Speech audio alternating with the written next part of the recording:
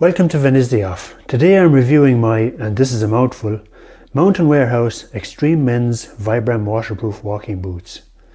I've had these for 18 months and I've used them pretty hard. I have been through a number of supposedly waterproof boots that were not at all waterproof, and I was very tired of wet, soggy feet. These were not my first choice. In fact, I knew nothing about them. I'd done a lot of research on YouTube and had picked out the Salomon Quest boots with a few other runners up. I waited for the January sales to buy. I went to a store in my local city and they had all the boots in stock in size 4. I take a size 10. Yes, Sports Direct. So a very grumpy Vinny went to Mountain Warehouse, who had a store in the same city. I told the lassie I wanted the most waterproof boots she had, and she produced these. I gave €99 for them.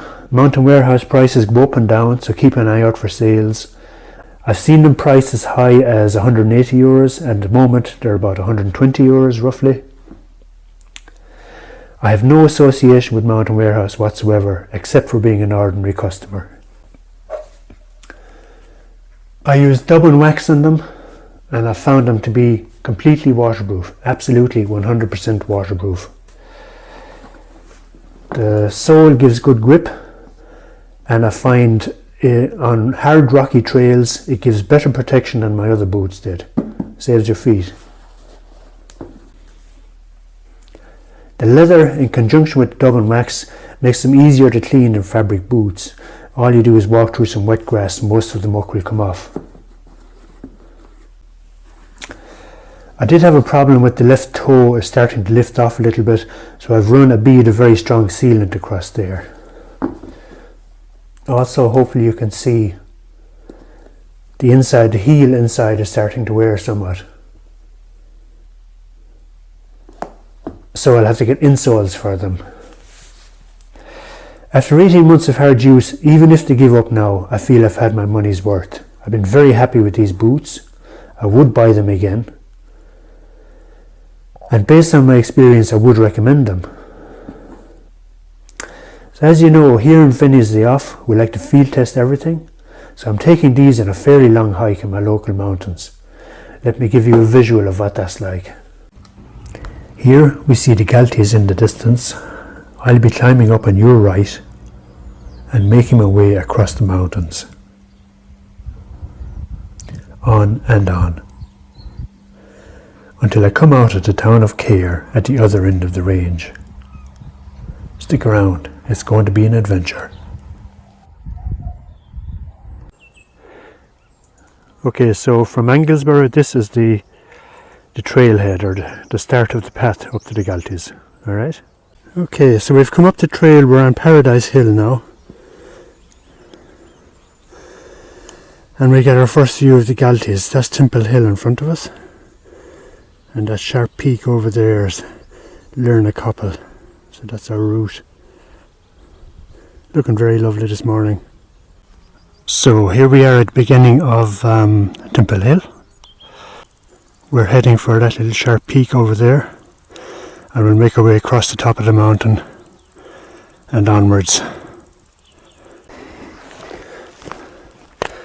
So it begins. That's the highest point of Temple Hill there. I'll just give you a little view of the countryside. So we've come up there.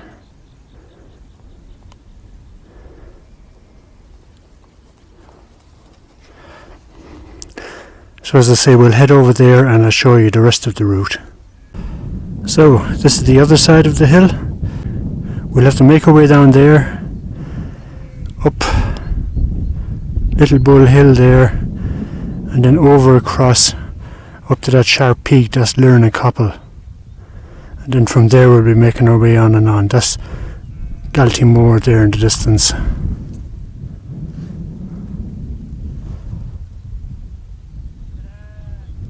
Right, let's hit the road. Right, we're here on top of Lurnacoppel. Give you a bit of landscape there.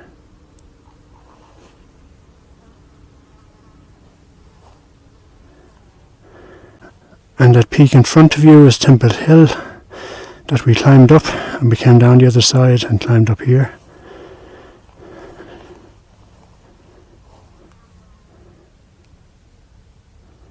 And that's some of the landscape. And this is where we're going to have tea.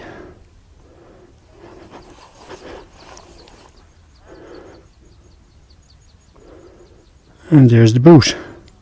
And I'm going to be zipping off these trousers pretty soon. It's damn hot up here. I think it's supposed to get to 27 degrees today. So navigation from here to Galtymore that you see in the distance is very simple. What you see there, that stone wall in front of you, that's a famine wall that was built in the time of the potato famine, and that goes from here all the way to Galtymore. I think it's about 5 kilometres. You might say, what's a famine wall? You see walls all over Ireland. Often you'll be driving along the road and you'll see a wall maybe 10 feet high, running for quite a stretch. They were built as famine relief. They wouldn't give the poor people food or money or anything else. They made them work for it.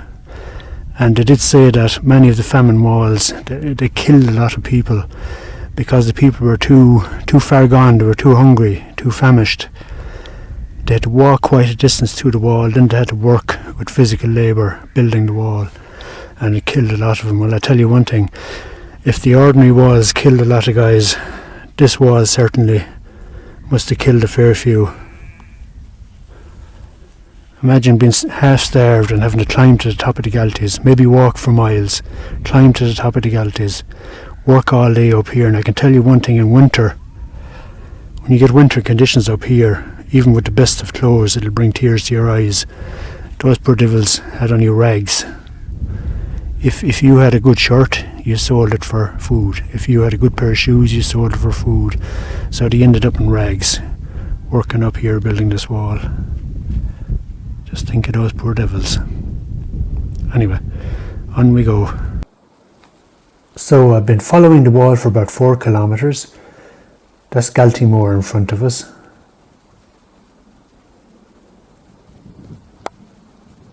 And down below us is Lough Corrib, scene of many a family picnic. Very pretty.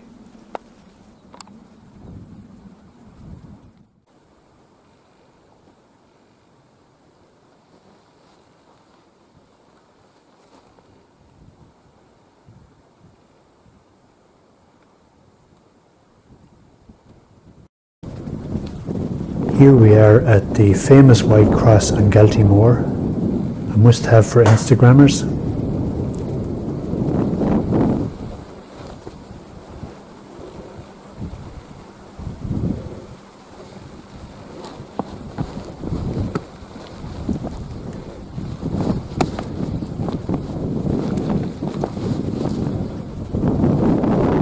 That hill to your right is Cush, well known to Galtee walkers. Very lovely views from here.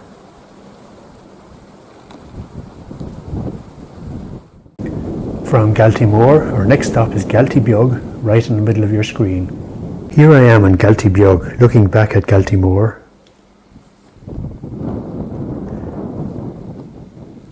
And this is my next hill to climb, Greenaun West. That's Galtymore and Galtybog in the distance. We're on Greenaun West. I believe this is the highest point. And that round hill in the distance is Greenaun. That's our next target. Next stop, alright? And that's Lake Muskerry. Also the scene of many a family picnic. I believe it's the biggest lake in the Galties. Very nice. Now we're heading up Greenaun here.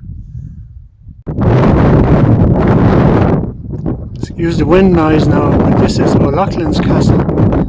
Obviously not a real castle. So this is the highest point of Greenaun.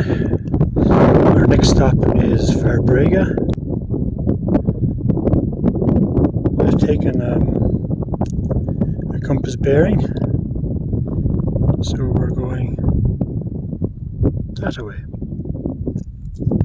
So this is Farbrega, and that's the ground we've come across. That's Lake Muskerry, looking very nice.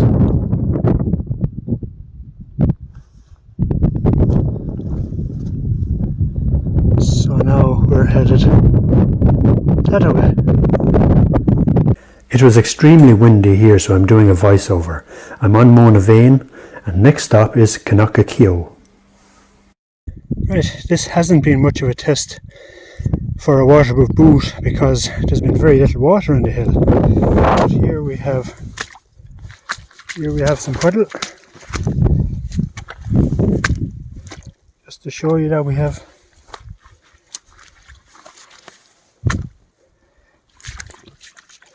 no fear walking in water with these boots.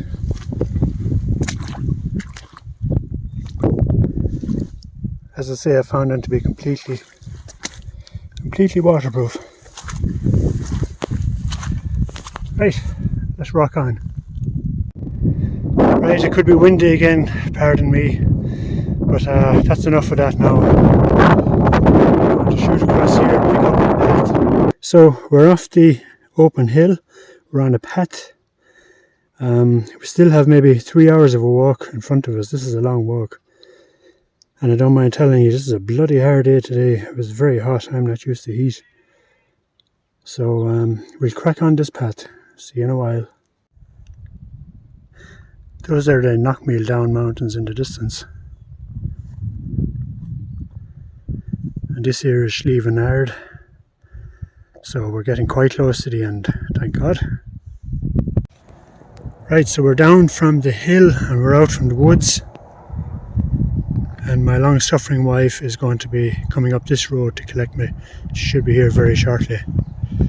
So total distance covered according to Map My Walk is 30 kilometres. It may not be the most accurate app, but good enough for government work. Right, I'll see you guys in the debrief.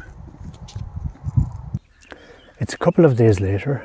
The boots, as usual, perform very well. I'm no expert in boots. I haven't had that many different types. But I can say this, these boots work. They are proper waterproof boots. In my experience, 100% waterproof. The only time I've ever been wet with these is when I've failed to put my rain pants on and the rain ran down my leg into the boots. Otherwise, I've always been cozy and dry. So if you've got this far, thanks for staying with me. Thanks very much for watching, and goodbye from Finney's Day Off.